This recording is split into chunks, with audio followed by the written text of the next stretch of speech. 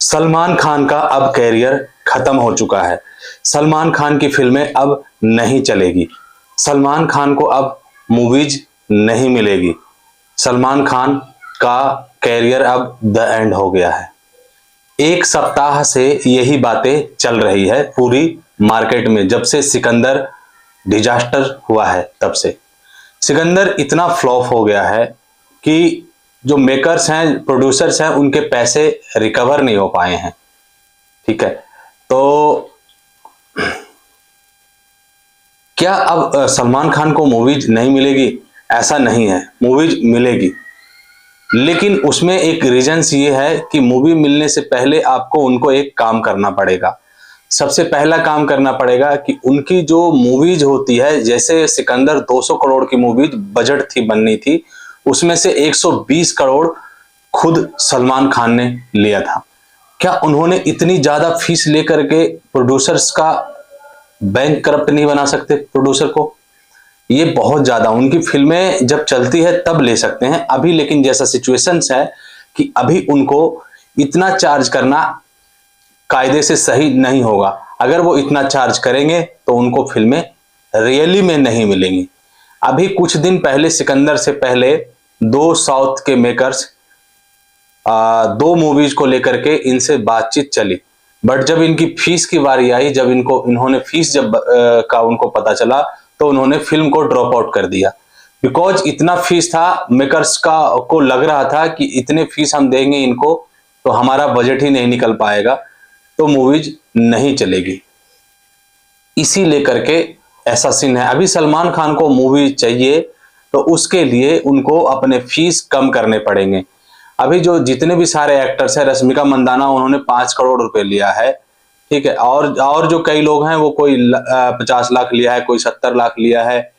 और जो ये है, स्पेशली अकेले इन्होंने फिल्म में 120 करोड़ रुपए लिया है।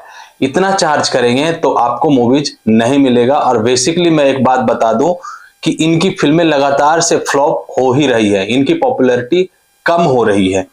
कम होने का रीजंस क्या है? बैक टू बैक इनकी फिल्में फ्लॉप हो गई, बल्कि किसी की भाई किसी की जान ले ले, ट्यूबलाइट ले लें, ठीक है, बस ये राधे जो है वो बच गया। भारत है वो भी फ्लॉप हुआ था, राधे बच गया क्योंकि राधे ओटीटी प्लेटफॉर्म पे रिलीज हुआ था, नहीं तो ये भी बॉक्स ऑफिस पे फ्लॉप हो जाता। तो बस उसके लिए वो रह गया। अभी जितनी इनकी टाइगर 3 है, दबंग 3 है, ये सब की सब मूवी जो है इनकी फ्लॉप हुई है। तो माने तो इनकी कैरियर अब खत्म हो चुकी है। अगर इनको बॉलीवुड में बने रहना है तो उसके लिए एक ही चॉइस है कि इनको अपने फीस कम करने पड़ेंगे। प्लस दूसरा जो है कि जब भी प्रोड्यूसर या डायरेक्टर मेकर्स को इनको साइन करता है एज ए एक्टर, तो इनको सिर्फ एक्टिंग करनी चाहिए, ना कि उसमें इंटरफेयर करना चाहिए। क्योंकि ये जितना इंटरफेयर करते हैं, स्क्रिप्ट कुछ और होता है और वो बन जाता कुछ और है। ठीक है, अब जाने को कहीं और चले जाते कहीं और है, क्योंकि ये इतना इंटरफेयर करते हैं हर जगह पे। इतना क्रिएटिविटी है अगर आपके पास, तो आप खुद भी डायरेक्ट कर लो, खुद से प्रोड्यूस कर लो, खुद से रिलिक्स जो है वो लिख लो, आप सब कर लो। बट आपको एज ए एक्टर 120 करोड़ रुपए आपको दिया गया है और आप उसमें एक्टिंग करने के बजाय, आपको एक्टिंग अच्छे से आती नहीं है, आप प्रोड्यूसर को परेशान करके आप उसमें इंटरफेयर करते हैं। कहीं पे कुछ डलवा देते हैं, कहीं पे कुछ करवा देते हैं, कहीं गाना को ऊपर नीचे करवा देते हैं, कहीं कुछ करवा देते हैं। और इसी कारण की वजह से आपके साथ लोग काम करने को तैयार नहीं है, बेसिकली डायरेक्टर और प्रोड्यूसर। प्लस काम करने को नखरे झेल भी ले, लेकिन अगर बॉक्स ऑफिस पे अगर मूवीज हिट होती है तो आपकी फिल्में भी फ्लॉप होती है और आपके नखरे भी होते हैं, फीस भी ज्यादा होती है और आप इंटरफेयर भी करते हो। तो इस चक्कर में आपकी जो फिल्में हैं वो चल तो नहीं रही है। ठीक है, इतना डिजास्टर हुआ है आपकी मूवीज। तो इसीलिए आपको अगर मूवीज करनी है तो इसके लिए आपको फीस कम करना पड़ेगा। फीस कम करना पड़ेगा। अगर आप फीस कम नहीं करते हैं तो हो सकता है कि आपको मूवीज ना मिले।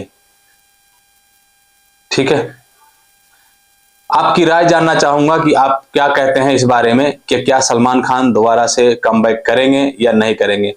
कमबैक करेंगे तो कब करेंगे? जब उनके पास कोई एक अच्छी खासी स्क्रिप्ट होगी तो। ठीक है, कमेंट करके बताइएगा आपको ये राय कैसा लगा।